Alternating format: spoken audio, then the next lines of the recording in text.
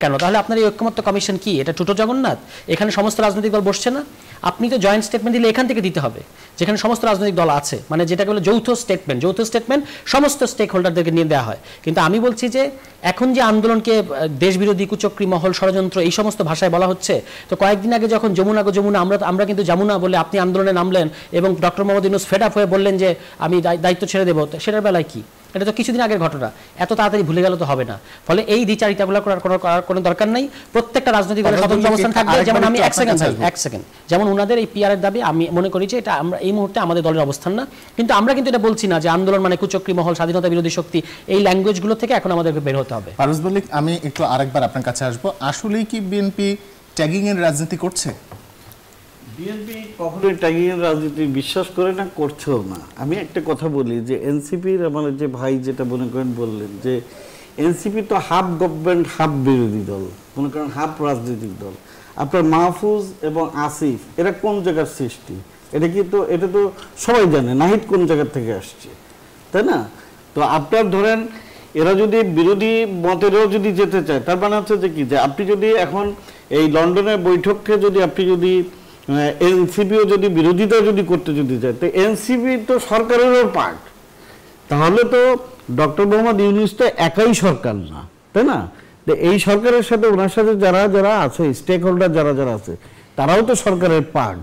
তা সরকারের যদি পার্ট যদি হয় তাহলে তো এনসিপি যদি ওই সরকারের পার্ট যদি হয় তাহলে তো আপনার মনে করেন যে এই বৈঠকের সাথে এনসিপিও তাহলে তো মনে করেন আপনার সম্পৃক্ততা আপনার মনে করেন আসে।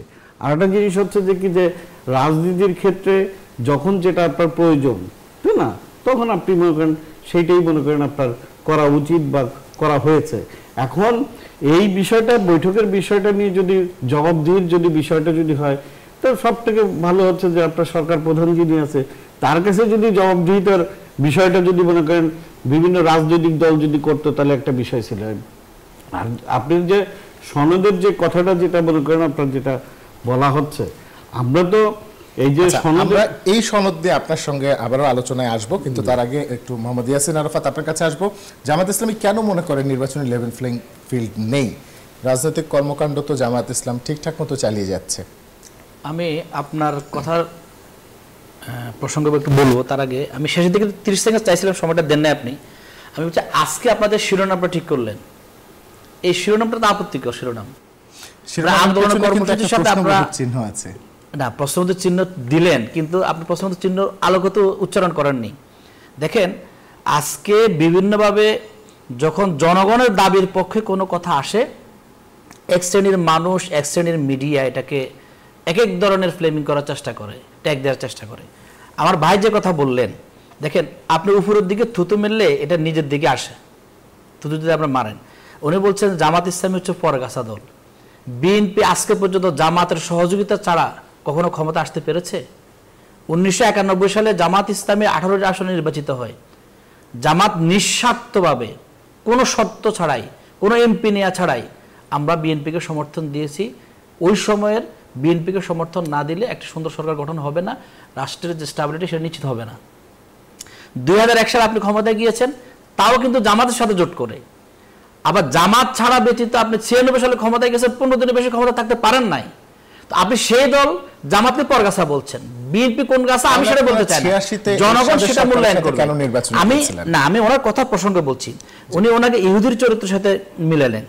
এখন কার কি চরিত্র মূল্যায়ন করার দায়িত্ব আপনি নিজের কথা বললে কিন্তু হবে না, জনগণ আপনাকে মূল্যায়ন করবে। শুধু এই একটা বছরে বিএনপি যতগুলো আচরণ জনগণ ব্লেসিং ছিল দেখে 96 সালে আপনারা 5টা আসন পেয়েছিলেন, এই আচরণ দ্বারাই কিন্তু জনগণ মূল্যায়ন করছে। আপনি পাথর মেরে হত্যা করলেন, বিএনপির এক গ্রুপ আরেক গ্রুপের একজনকে পাথর মেরে হত্যা করছে। এই সভ্য যুগে, আধুনিক যুগে, আপনি মধ্যযুগীয় কায়দায় আপনি সিস্টেমে হত্যা করলেন, প্রকাশ্য দিবসে আপনি খুন করছেন, আপনি চাঁদাবাজি করছেন, আপনার নাম হয়ে গেছে টেম্পো স্ট্যান্ড। সুতরাং আপনি আপনার মানে চেহারাটা একটা আয়না দেখেন। সুতরাং জামাত ইসলামী একটা আদর্শবাদী দল, আদর্শবাদী দলকে এ ধরনের ট্যাগ দেওয়া হয়, এ ধরনের ব্লেম দেওয়া হয়, বিভিন্ন প্রপাগান্ডা চালানো হয়। 16 বছর ধরে গুম খুন নির্যাতন আয়নাগর এত হত্যাকাণ্ড হওয়ার পরেও বিশ্বের এমন একটা দল খুঁজে পাওয়া যাবে না যার 1 থেকে 11 পর্যন্ত শীর্ষজন নেতাকে কারাগারে কিংবা ফাঁসির কাস্টে ঝুলিয়ে হত্যা করার পরেও সে দল টিকে থাকে, সে দল রাজনীতি করতে পারে, সে দল সমাজে স্টেবল থাকে। আমরা সেটা আলহামদুলিল্লাহ আল্লাহর উপর ভরসা করি, আমরা কাউকে ভয় করি না, আমরা এক আল্লাহর উপর ভরসা করে আমরা কিন্তু কাজ করে যাচ্ছি এই সমাজে। সুতরাং এই জায়গা থেকে যত ব্লেমে আসুক, যত কথায় আসুক না কেন, আমরা দেখি জনগণ আমাকে ভালোবাসে কিনা। কারণ জনগণ আমাকে ভালোবাসে বলেই 16 বছরের নির্যাতনের পরেও এই জনগণের আশ্রয় কিন্তু আমরা এদেশে ছিলাম, আমাদের পালিয়ে যাওয়া লাগে নাই। কিন্তু এই যে 5 দফা দাবির কথা আপনারা বলছেন, 5 দফা দাবির কথা বলা হয়েছে, এটাই যে আসলে জনগণের দাবি, সেটা আপনাদের রিসার্চটা কি? আচ্ছা দেখেন, একটা রাজনৈতিক দল যে কোনো দাবি করতেই পারে। আমরা পিআর এর পক্ষে কথা বলছি, পিআর এর বিষয়ে কেউ উচ্চকক্ষ বলছে, কেউ নিম্নকক্ষ বলছে। 31টা দল ঐক্যমত কমিশনের সংলাপে গিয়েছিল, তার মধ্যে 25টা দল হয় উচ্চকক্ষে না হলে নিম্নকক্ষে পিআর এর পক্ষে। তাহলে আপনি এটাকে গুরুত্ব দিবেন না? একটা জরিপ হলো সেখানে উচ্চকক্ষে 71% জনগণ পিআর এর পক্ষে। এখন আপনি পিআর উচ্চকক্ষ হোক নিম্নকক্ষ হোক, একটা জরিপ হলো 31টা দলের মধ্যে 25টা দল একমত এটার সাথে। কিন্তু আপনি যদি বলেন পিআর কি মাথায় দেয় না গায়ে মাখে, জনগণ এটা বোঝে না। আসলে আমাদের জনগণকে রাজনীতিবিদরা বোকা বানিয়ে রাখতে চায়, মানে আমরা সব জানি, জনগণ কিছু জানে না। এখানে আমি একটু আমার ব্যক্তিগত অভিজ্ঞতা শেয়ার করতে চাই। আমি পিআর পদ্ধতি মানুষ বোঝে কি বোঝে না সেটা নিয়ে আমি নিজে মাঠে গিয়েছি, এই নিয়ে রিপোর্টিং করেছি, এবং সেখানে তাদেরকে যখন জিজ্ঞেস করা হয়েছে পিআর পদ্ধতিতে নির্বাচন কি সেটা বোঝেন, তারা বুঝেছে ফেয়ার পদ্ধতিতে নির্বাচন। তারা বলছে হ্যাঁ আমরা তো ফেয়ার পদ্ধতিতে নির্বাচন চাই। তো আসলে পিআর এবং ফেয়ার জামাত ইসলাম কোনটা চায়? দেখেন, আমরা পিআরটা ফেয়ার সিস্টেমে চাই। আপনি জনগণ একজনের কাছে দুজনের কাছে গিয়ে আপনি মূল্যায়ন করতে পারেন, কথা শুনতে পারেন। আমরা কি বলেছি যে জনগণ 100% সবাই পিআর বোঝে? আমরা দেশের উন্নতির জন্য দেখেন 53 বছরে যে সিস্টেমে আপনি দেশের রাজনীতিতে গণতন্ত্রকে আপনি স্থাপন করতে পারেননি, সে জায়গায় পিআর পদ্ধতি আমরা জাতির সামনে উপস্থাপন করেছি। এটা পজিটিভ নেগেটিভ আলোচনা হতে পারে, জনগণকে জানানো যেতে পারে, কিন্তু আপনি জনগণকে জানাবেন না। এখন যিনি কথা বলছেন তার পরিপ্রেক্ষিতে বহু রাজনৈতিক দল কি বলছে যে রাজনৈতিক নেতা বা দল বা ব্যক্তি পিআর বোঝে না, তার রাজনীতি করার দরকার নেই। আপনি বোঝেন না বোঝেন, আপনি মেরিটটা কি সেটা আলোচনা করতে পারেন, কিন্তু আপনি এটাকে উড়ে দিতে তো পারেন না। দেখেন, জামাত ইসলাম একটা দল হিসেবে 5 দফা দাবি ভিত্তিতে একটা কর্মসূচি পালন করছে। আপনাকে মূল্যায়ন কিভাবে করবেন? একটা রাজনৈতিক দল যখন বলে এটা জনগণের দাবি, আপনি দেখবেন যে এই দাবির সমর্থনে জনগণ কথা বলছে কিনা, চায়ের টেবিলে কথা বলছে কিনা, রাস্তাঘাটে কথা বলছে কিনা, এবং যে সমাবেশ হবে সেই সমাবেশে 20-25 জন আসতেছে না হাজার লোক আসতেছে, এটার মাধ্যমে কিন্তু আপনাকে মূল্যায়ন করবেন। আর শুধুমাত্র জামাত ইসলামে না, আজকে অনেকগুলো দল কিন্তু সে কর্মসূচি দিয়েছে। জি, আমরা সেই কথা আসবো। স্যার তুষার, একটু আপনার কাছে আসি। এনসিপিও কি আসলে শেষ পর্যন্ত আন্দোলনে যাবে? আমরা যতদূর জানি যে আপনাদের উঠানে সংবিধান নামে একটা কর্মসূচি চলছে দেশব্যাপী, সেটার আলোকে আসলে এনসিপি নতুন কোনো পরিকল্পনা করছে কিনা? না, আমাদের তো দাবিটা শুরু থেকেই ছিল যে গণপরিষদ নির্বাচন কেন? কারণ আমরা বলেছি এটা নতুন গণতান্ত্রিক সংবিধান বাংলাদেশের একদম অপরিহার্য হয়ে পড়েছে, এই সংবিধানটি আর হবে না। তো সেটা বানানোর সবচেয়ে পৃথিবীব্যাপী সবচেয়ে ভালো পদ্ধতি হচ্ছে গণপরিষদ নির্বাচন। এখন এইটার জন্য আমরা সারা দেশে ক্যাম্পেইন করা, উঠান বৈঠক করা এবং গ্রাম পর্যায় পর্যন্ত মানুষকে ধারণাটা বোঝানো, এবং সেখানে এই কথাটা মানুষ তো বোঝে যে নতুন সংবিধান বাংলাদেশে লাগবে, কিন্তু এটার পদ্ধতি যে গণপরিষদ, সেই কথাটা নিয়ে আমরা গ্রাম পর্যায়ে যাচ্ছি, উঠান বৈঠক করছি, আমরা মহানগর ও মহল্লা পর্যায়ে কমিটি দেব, প্রোগ্রাম দেব, কর্মসূচি দেব, এগুলো আমাদের চলতে থাকবে। এর মধ্যে দিয়ে যদি আমাদের একেবারে ন্যাশনাল অল আউট কোনো মুভমেন্টে যদি আমাদের যেতে হয়, সেটা আমরা এখনও ভাবি না, আমরা ভেবে দেখব। এই মুহূর্তে সেটা আমরা দেখছি না। আমরা এই মুহূর্তে ঐক্যমত্য কমিশনের যে আলোচনা সেখানে ফোকাস করছি, যেখানে বলা হয়েছে যে আপনার জুলাই সনদের আইনি ভিত্তি নিয়ে দলগুলো সামনের বুধবার কিংবা বৃহস্পতিবার আবার বসবে। ধন্যবাদ। পারভেজ মল্লিক, আপনার কাছে একটু আসবো। প্রায় 8টি দল এখন পর্যন্ত এরকম একটা রাজপথে আন্দোলন কর্মসূচির কথা ভাবছে, এবং রুহুল কবির রিজভী আজকে বলেছেন যে এই আন্দোলন আসলে কারোর জন্য কল্যাণ বয়ে আনবে না। তাহলে বাকি যে 7-8টি দল যারা কর্মসূচি, এর ভেতরে আমরা জানি 3টি দল কর্মসূচি ঘোষণা করে ফেলেছে, তাদের কল্যাণটা কোথায়? বিষয়টা হচ্ছে কি যে আপনাকে একটু ভিতরে খতিয়ে দেখতে হবে যে একটা আন্দোলন পরবর্তীতে আপনার এই যে বর্তমান যে সরকার মনে করেন কাজ ছিল হচ্ছে যে একটি ফান্ডামেন্টাল গুরুত্বপূর্ণ কিছু বিষয়ে সিদ্ধান্ত নিয়ে নির্বাচনের দিকে চলে যাওয়াটা উচিত ছিল। যেমন ধরেন নেপালে যেমন ধরেন বড় ধরনের একটা আন্দোলন হয়েছে, তারপরে যে সরকার গঠন করছে তারা প্রথমেই 6 মাসের ভিতরে দেখেন নির্বাচনের দিকে চলে গেছে। কারণ আপনি যখন অনির্বাচিত সরকার যখন থাকে তখন হচ্ছে যে কি বিভিন্ন স্টেক হোল্ডারের ভিতরে আস্থাহীনতা একটা কাজ করে। তো যত বেশি থাকবেন তত বেশি আপনার এই আস্থাহীনতার জায়গাটা হচ্ছে যে আপনার আস্তে আস্তে নষ্ট হতে থাকে। তো আমাদের মানে কিছু কিছু ক্ষেত্রে দেখবেন যে যে মনে করেন সবাই হচ্ছে যে কি ছোট দল হোক বড় দল হোক যে কোনো দল, প্রত্যেক দলের কিন্তু নিজস্ব কিছু এজেন্ডা থাকে, তাদের লক্ষ্য উদ্দেশ্য থাকে। যেমন ধরেন যে এখন বাংলাদেশ জামাতে ইসলাম মনে করেন কোত্থেকে কীভাবে যে একটা মনে করেন আপনার এই জনমত জরিপ দেখছেন 72%, ধরলাম ওইটা ভুয়া না, ধরলাম আপনার মনে করেন জনমত জরিপ যদি 72% যদি চেয়ে যদি থাকে তাহলে ভাই আপনারা নির্বাচন করেন না। 72% যদি আপনাদেরকে ভোট যদি দেয়, আপনারা সরকার গঠন করেন, আল্লাহ রহমতে আপনারা সরকার গঠন করবেন, সরকার গঠন করে আপনারা সংখ্যাগরিষ্ঠতা পাবেন, তাহলে তখন আপনারা এই পেয়ার পদ্ধতিতে আপনারা চলে যান। আপনারা জনগণকে খালি খালি ধোঁকা দেওয়ার তো কোনো মানে হয় না রে ভাই। আমি আমার অঞ্চলে আমি কাকে নির্বাচিত করব, আমি তাকে চিনবো না জানবো না, আমি ভোট দেবো এক জায়গায়, মানুষ এমপি হবে আরেকজন, আর আপনি সেটাকে জায়েজ করার জন্য আপনি কাজ করবেন। এত বড় বোকা তো বাংলাদেশের জনগণ মনে করেন হয়নি। আপনি মানুষকে মানে বোকা বানানোর সহজ পদ্ধতি হচ্ছে যে এইটা। এখন আমার রাইট আছে যে আমার এলাকার এমপি কে হবে তাকে চেনা এবং জানার আমার কিন্তু রাইট আছে। এখন আমি যদি আপনার যদি ভোট দিচ্ছি, আমি একটা পার্টিকে আমি ভোট দিচ্ছি, কিন্তু আমি জানছি না যে আমার জনপ্রতিনিধি কে হচ্ছে, তাই না? তাই সেইটা বলার অধিকার তো মনে করেন আপনার আছে। তা আপনাদের যদি এত জনপ্রিয়তা যদি থাকে তাহলে আপনারা ইলেকশন করেন, ভোটে যান। আপনাদের অনেক জনপ্রিয়তা যদি থাকে তাহলে তখন আপনারা চেঞ্জ করবেন। আর এই যে সনদের কথা বলেন, ওনারা তো কোরআন এবং সুন্নাহর আলোকে রাষ্ট্র পরিচালনা করতে চায়। তো আপনার এই সনদে কি কোরআন এবং সুন্নাহর আলোকে কি আপনার এই যে মনে করেন ওনটা কি রাষ্ট্র যদি পরিচালনা করে সনদে কি ওইটা উল্লেখ আছে? তারপরে যে আরেকজন আছে আপনার হেফাজতে ইসলাম, তারা আফগানিস্তান বানাতে চায়, বাংলাদেশকে আফগান স্টাইলে রাজনীতি করতে চায়, সনদে কি ওইটা আছে?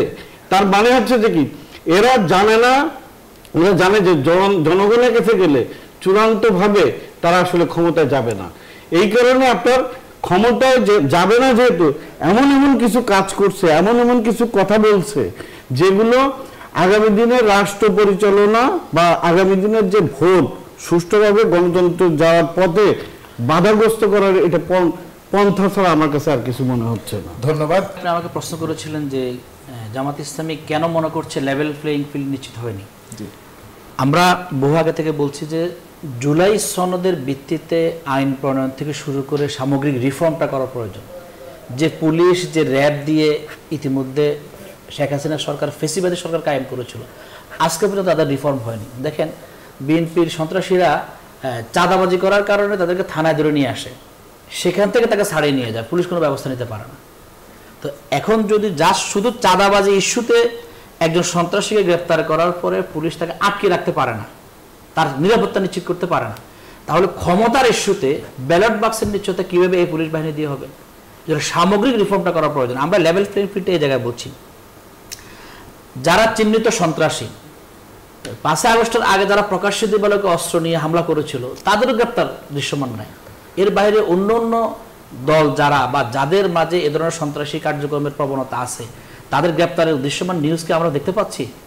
অথচ 16 বছরে ছাত্র শিবির জামাত ইসলামের কোথাও কোনো ঘরোয়া বৈঠকে বসলেও এমন কোনো দিন ছিল না, টিভি স্কুলে এটা আসে নাই যে শিবিরের নাশকতার অভিযোগে বা গুপ্ত বিষয়ের অভিযোগে 5 জন গ্রেপ্তার, 10 জন, প্রতিদিন নিউজ ছিল।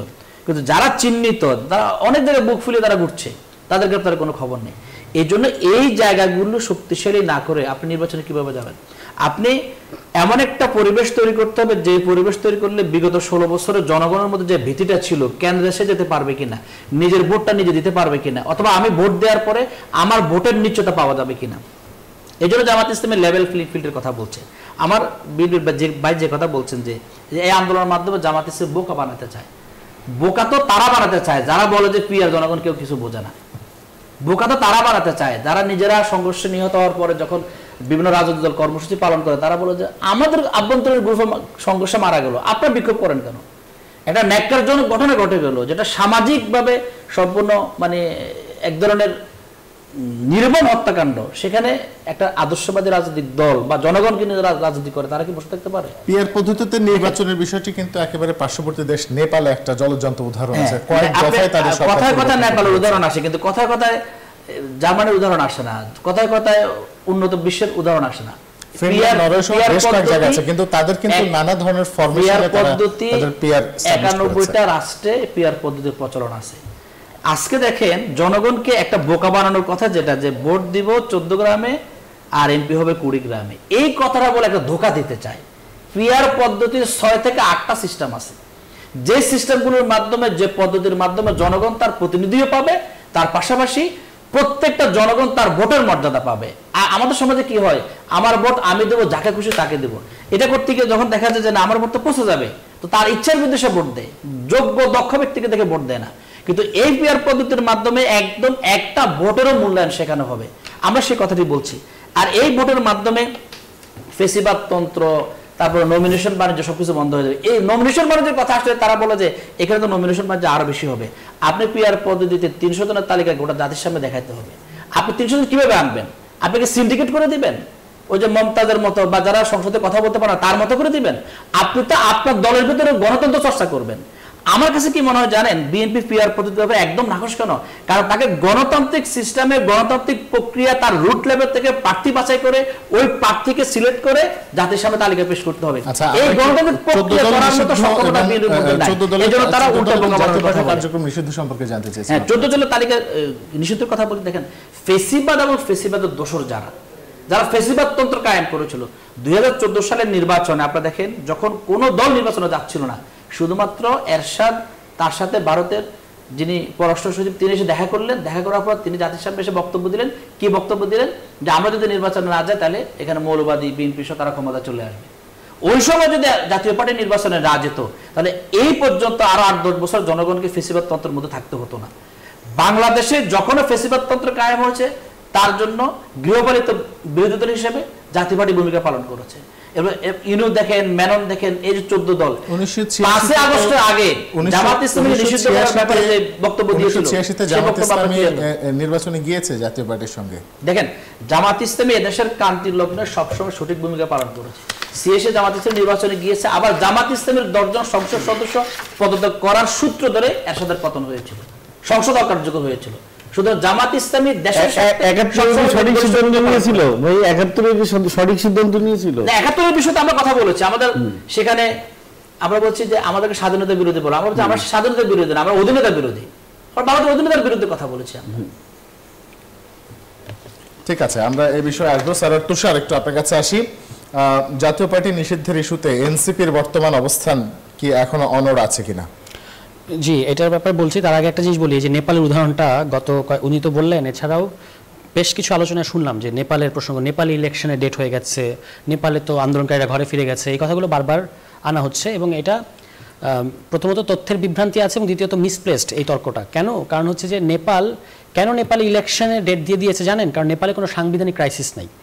এই যে আপনি নেপাল ইলেকশনের ডেট দিয়ে দিয়েছে এই প্রসঙ্গ তুলবেন, কিন্তু নেপাল যে গণপরিষদের মধ্য দিয়ে তারা একটা নতুন সংবিধান করেছে, এইটা কেন আপনি নেবেন না? এই যে সেদিন 2008 থেকে 15 সালের মধ্যে তো তারা 2 দফায় চেষ্টা করে তারপর গণপরিষদ করেছে।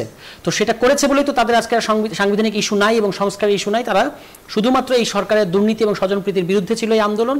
এই কারণে নতুন যে সরকারটা এসছে, তত্ত্বাবধায়ক সরকার, অন্তর্বর্তী সরকার, তারা একটা নির্বাচনের ঘোষণা দিতে পেরেছে। আমাদের বাস্তবতা সেটা না। আমাদের একটা সেই 71-এর পর থেকে, মুক্তিযুদ্ধের পর থেকে আমাদের দেশে একটা সাংবিধানিক ক্রাইসিস আছে। এইটা স্বীকার করতে না চাইলে অন্য বিষয়, কিন্তু এটা হচ্ছে বাস্তবতা, যেটা এখন অফিসিয়াল। কেন অফিসিয়াল? কারণ হচ্ছে কমিশন কাজ করেছে এই বক্তব্য শুরু করে, আমাদের যে কমিশন, যে আমাদের একটা সাংবিধানিক ষড়যন্ত্র আছে, এটাকে দূর করতে হবে। গতকালকে প্রধান উপদেষ্টার বক্তব্যে সে কথার প্রতিধ্বনি আমরা শুনতে পেয়েছি। দ্বিতীয় কথা হচ্ছে, নেপাল প্রসঙ্গে আরেকটা জিনিস বলা হচ্ছে যে আন্দোলনকারীরা তো ঘরে ফিরে গেছে। আন্দোলনকারীরা সুশীলা কার্কিকে যে ওনারা অন্তর্বর্তী সরকার প্রধান করেছেন, এটা দেশটার সেনাবাহিনী এবং রাষ্ট্রপতির সাথে আলোচনা করে এটা আন্দোলনকারীদেরই নাম প্রস্তাব করা, ঠিক আমাদের দেশের মতো।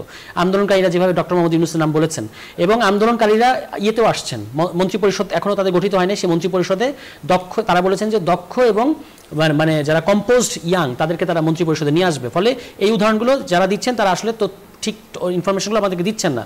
জাতীয় পার্টির প্রসঙ্গে আমাদের বক্তব্য হচ্ছে, যে একটু আগে ইলেকশনের লেভেল প্লেইং এর কথাটা আসলো, জাতীয় পার্টিকে রেখে লেভেল প্লেইং ফিল্ড আপনি করতে পারবেন না। কেন করতে পারবেন না? কারণ এই যে আমাদের ঘোষণাপত্র প্রোক্লেমেশন যেটা দিল প্রধান উপদেষ্টা, সেখানে তিনি কি বলেছেন, ওই প্রোক্লেমেশনে কি বলা আছে যে 2014 ইলেকশন, 2024 ইলেকশন, এগুলো হচ্ছে কুকটাপ ইলেকশন, এগুলো মানে ডামি ইলেকশন এবং প্রশ্নবিদ্ধ ইলেকশন। তো এই ইলেকশনে যারা ডামি বিরোধী দল হয়েছে এবং একই সাথে সরকারের সুবিধা ভোগ করেছে, একই সাথে আপনি প্রধানমন্ত্রীর বিশেষ দূত এবং একই সাথে আপনি গৃহপালিত বিরোধী দল, এইটা করে যে বাংলাদেশে আপনি গণতন্ত্র ধ্বংস করলেন, তাহলে যারা যারা এই কাজটা করেছে ওই সকল দলের শাস্তি হতে হবে, ওই সকল দলগতভাবে নিষিদ্ধ করবেন কিনা দ্যাটস আ ডিফারেন্ট ডিসকাশন, কিন্তু অবশ্যই তাদের শাস্তি হিসেবে, দলগত শাস্তি হিসেবে আগামী নির্বাচনে তারা অংশ নিতে পারবে না। যদি আপনি নির্বাচনে অংশ নিতে দেন, তাহলে যেটা ঘটবে যে ফ্যাসিবাদ বিরোধী যতগুলো রাজনৈতিক দল আছে এবং জনগণ তাদের জাতীয় পার্টির উপর ভীষণ ক্ষোভ আছে, আওয়ামী লীগের উপর তো আছেই, তখন তারা কিন্তু প্রতিরোধ করতে চাইবে এবং ইলেকশনের পার্টি হিসেবে পুলিশ এবং জনপ্রশাসন আসলে তাদেরকে তখন প্রোটেক্ট করতে বাধ্য। তার মানে আপনি একটা ফ্যাসিবাদী পক্ষকে জনগণের বিরুদ্ধে দাঁড় করিয়ে দিচ্ছেন, পুলিশকে তখন ফ্যাসিবাদীদের পক্ষ নিতে হচ্ছে, পুলিশ প্রশাসন এটা চায় না। এই কারণে তাদেরকে যদি আপনি নিয়ে আসেন, তাহলে ইলেকশনে একটা রক্তারক্তি পরিস্থিতি তৈরি হবে, সহিংসতা তৈরি হবে। এই জন্য তাদেরকে ইলেকশনে আনা যাবে না। এবং আমরা বলেছি 2014 এবং 24 ইলেকশনে জাতীয় পার্টির যে ভূমিকা, এই যে ওনাদের যে এখন মহাসচিব পাটোয়ারি সাহেব, উনি নিজে তো আওয়ামী লীগের সমর্থনে ইলেকশন করেন নাই, তো তারা তো কোন মুখে এখন আবার ইলেকশনের কথা বলেন? ফলে তাদেরকে রেখে কোনো সুষ্ঠু নির্বাচন সম্ভব না। ধন্যবাদ। পারভেজ মল্লিক, একটু আপনার কাছে আসবো। জাতীয় পার্টি নিষিদ্ধের ইস্যুতে এখনো পর্যন্ত আমরা যতদূর জানি যে বিএনপি তার বিরোধিতা করেছে এবং তারা বলেছে যে কোনো গণতান্ত্রিক দেশে রাজনৈতিক দলের কার্যক্রম নিষিদ্ধের বিপক্ষে সবসময় বিএনপি রয়েছে। তো এখন পর্যন্ত বিএনপি কি আসলে সেই বিষয়ে অনড় আছে কিনা? বিষয়টা হচ্ছে কি যে আপনি হাসিনা যে প্রক্রিয়ায় ফ্যাসিবাদী তন্ত্র আপনার কায়েম করেছিল, আপনি কি সেই প্রক্রিয়া কি অনুসরণ করে বাংলাদেশে আরেকটি ফ্যাসিবাদী সিস্টেমকে আপনি কায়েম করতে চান? এখন যদি আপনি জাতীয় পার্টিকে যদি মনে করেন আপনার এই ফ্যাসিবাদী দোসর বলে আপনি তাকে রাজনীতির থেকে উচ্ছেদ করতে চান, তাহলে তো আমি বলবো যে জামাত ইসলামকেও তো একই কায়দায় আপনি তাদেরকে ফ্যাসিবাদী দোসর হিসেবে আপনি মনে করেন তাদেরকেও বাদ দেওয়ার কথা আসে। কি কারণে? তারা স্বাধীনতা বিরোধী। তারা 14ই ডিসেম্বর বাংলাদেশে বুদ্ধিজীবী হত্যাকারী সাহায্যকারী, বুদ্ধিজীবী যে হত্যা হয়েছিল সেটা সাহায্যকারী। 86 সালে এরশাদ যখন নির্বাচন করে, তখন মনে করেন এরশাদের সাথে জোট বেঁধে এরশাদের সাথে ইলেকশন করে ওই নির্বাচনকে বৈধতা দেওয়ার সাহায্যকারী। 96 সালে বেগম খালেদা জিয়া সরকারের বিরুদ্ধে আন্দোলন করেছিল এই যে ফ্যাসিবাদী হাসিনার সাথে যুগপৎ একসাথে আন্দোলন করে, মানে 96-তে হাসিনার সাথে মনে করেন কাজ করেছিল। তার মানে হচ্ছে যে কি, যে আমার এই ছোট ভাইরা হয়তো পূর্বের ইতিহাসটা হয়তো জানে না, এই জন্য মনে করেন আপনার নতুন প্রজন্মের মনে করেন জানা দরকার। 96 সালে আপনার এই জামাত ইসলাম হাসিনার সাথে মনে করেন মানে সহযোগিতা করেছে। হাসিনার সাথে 86-তে আপনার হাসিনার সাথে যে ইলেকশন করে এই এরশাদকে বৈধতা দিয়েছিল। তাই এদের মুখে আপনি মনে করেন ভালো কথা কিভাবে মানায়? এই দেশে বাংলাদেশে জামাত ইসলাম রাজনীতি করছে বা রাজনীতি করার সুযোগ কে দিয়েছিল? শহীদ রাষ্ট্রপতি জিয়াউর রহমান তাদেরকে রাজনীতি করার সুযোগ দিয়েছিল। আজকে তারা বড় বড় কথা বলছেন। জামাত ইসলামের কাছ থেকে যদি গণতন্ত্রের কথা, আপনি ভোটের রাজনীতির কথা যদি শিখতে হয়, তাহলে খুবই দুঃখজনক। এই কারণে আমি বলছি যে বাংলাদেশে অপরাপর কোনো গুপ্ত সংগঠন আপনি পাবেন না। যেরকম জামাত ইসলাম থেকে আপনার এই যে গুপ্ত মনে করেন আপনার মানে সংগঠনগুলো মনে করেন আপনার বের হচ্ছে, বিভিন্ন দলের ভিতরে বের হচ্ছে। আমি জানি না আমার পাশে যে ছোট ভাই যে আছে তাদের যে এনসিপি, আমরা তাদের সাধুবাদ জানিয়েছিলাম যে তারা তো আসলে ফ্রন্ট লাইনে যুদ্ধ করেছে। এনসিপিতে যারা আছে ঠিক আছে, তাদের ভিতরে যে তাদের আবার গুপ্ত প্রতিনিধি এখনো বিদ্যমান আছে কিনা আমাদের কাছে মনে করেন সন্দেহ। কারণ হচ্ছে যে রাজনীতি গুপ্ত সংগঠন, এটা তো একমাত্র জামাতের সাথে আপনার মনে করেন মানায়। আপনি দেখেন আপনাকে একটা কথা বলি, এবং পুলিশকে নিয়ে মনে করেন কথা বলা হয়েছে। বাংলাদেশে জামাতপন্থী যত পুলিশ আছে আপনার খোঁজ দিয়ে দেখেন, প্রত্যেকটা ভালো ভালো জায়গায় মনে করেন পোস্টিং আছে। প্রশাসনে যারা আছে প্রত্যেকটি জামাতের লোক মনে করেন জায়গায় মনে করেন দখল করে আছে। তারা বলে এক করে এক। আর একটা জিনিস হচ্ছে যে কি, এই ফ্যাসিবাদী সরকার উৎখাতের পরে আপনি জামাত ইসলামের দেখেন তো কয়টি মামলা করেছে এই ফ্যাসিবাদী সরকারের দোষরদের বিরুদ্ধে? জামাত ইসলাম মামলা করেনি, বরঞ্চ তারা ভোটের রাজনীতিতে কি করছে, এই ফ্যাসিবাদীর যেই সরকারের যেই সমস্ত দোষররা আছে লোকাল সব জায়গায় তারা এই আওয়ামী লীগের যে দোষর যেগুলো আছে তাদেরকে তারা শেল্টার দিচ্ছে। আমার কথা আপনারা বিশ্বাস আপনারা যান, গেলে আপনারা মনে করেন জানতে পারবেন। তার মানে হচ্ছে যে ফ্যাসিবাদকে এই দেশে এখন পর্যন্ত আপনার শেল্টার দিয়ে যাচ্ছে জামায়াত ইসলাম। আমরা বেশ কয়েকটি বিষয় নিয়ে আলাপ আলোচনা করছিলাম, আমরা একটু স্যার তুষার আপনার কাছে যাব। উচ্চকক্ষে পিয়ার পদ্ধতির কথা বলেছেন, তাহলে পিয়ার পদ্ধতি বা জুলাই সনদের বাস্তবায়নের ক্ষেত্রে আসলে এনসিপি কি ভাবছে?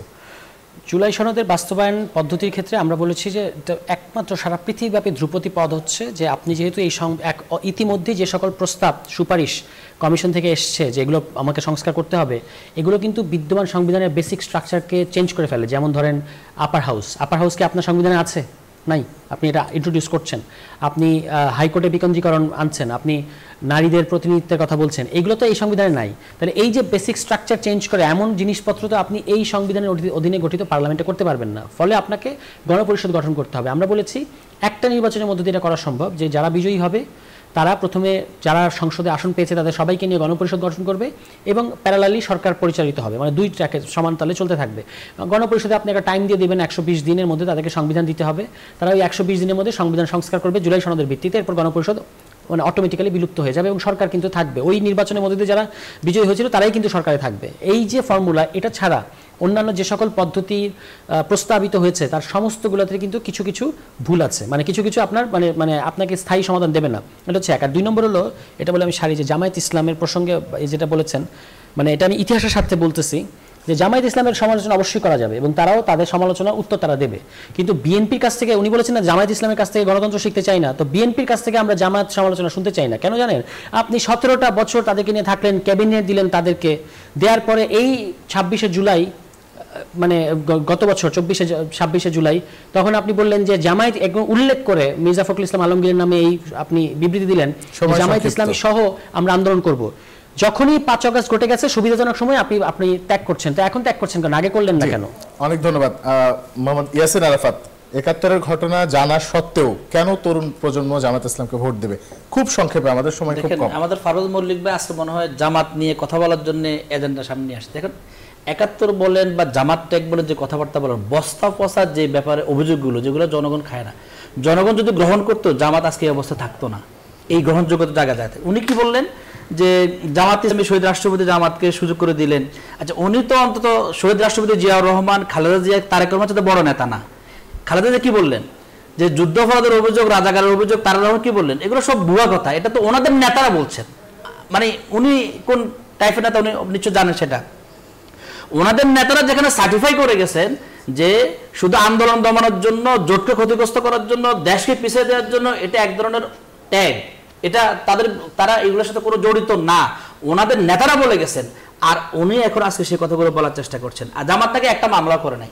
জামাত ইসলামী বিগত 16-17 বছরে যে ধরনের নির্যাতন নিপীড়নের শিকার হয়েছে, জামাত তখন মামলা করার সুযোগ পায়নি, কিন্তু 5 আগস্টের পরে প্রত্যেক জেলায় জেলায় জামাত ইসলাম নেতারা যেখানে ক্ষতিগ্রস্ত হয়েছে, জনগণ যেখানে ক্ষতিগ্রস্ত হয়েছে, অসংখ্য মামলা হয়েছে। আমাদের আইনজীবীরা সেই মামলাগুলো এখনো লড়ে যাচ্ছেন। সুতরাং আপনাকে তো তথ্য জেনে ভূমিকা পালন করতে হবে।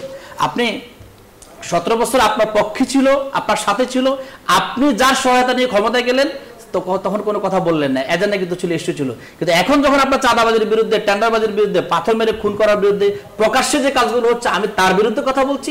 আমি যখন জুলাই সনদের বাস্তবায়ন চাই, আমি যখন ফেয়ার পদ্ধতিতে বাস্তবায়ন চাই, একটি গণতান্ত্রিক রাষ্ট্রে একটা রাজনৈতিক দল যে কোনো দাবি করতে পারে। আপনি মনে করলেন যে আপনার ক্ষমতা দেওয়ার ক্ষেত্রে এই দাবি মনে হচ্ছে বিরোধিতা, আপনি তখন আবার ট্যাগ দেওয়া শুরু করলেন। ট্যাগের রাজনীতি আওয়ামী লীগ পরাজিত হয়েছে, এখন তাদের কি অবস্থা হবে এটা জনগণ ঠিক করবে। অনেক ধন্যবাদ। আমাদের সময় একদম সংক্ষিপ্ত। পারভেজ মল্লিক, আপনার কাছে শেষ প্রশ্ন, এটা দিয়ে আমরা শেষ করব। আমরা প্রায় শুনি তারেক রহমান শীঘ্রই দেশে ফিরবেন, তাহলে কবে ফিরবেন তারেক রহমান? এটা হচ্ছে যে একান্ত হচ্ছে ওনার মানে পারিপার্শ্বিক অবস্থা, রাজনীতি এবং ব্যক্তিগত মনে করেন আপনার সিদ্ধান্তের মনে করেন বিষয়, এটা দলের সময় সুযোগ মতো উনি নিশ্চয়ই দেশে চলে আসবেন বলে আমরা মনে করি।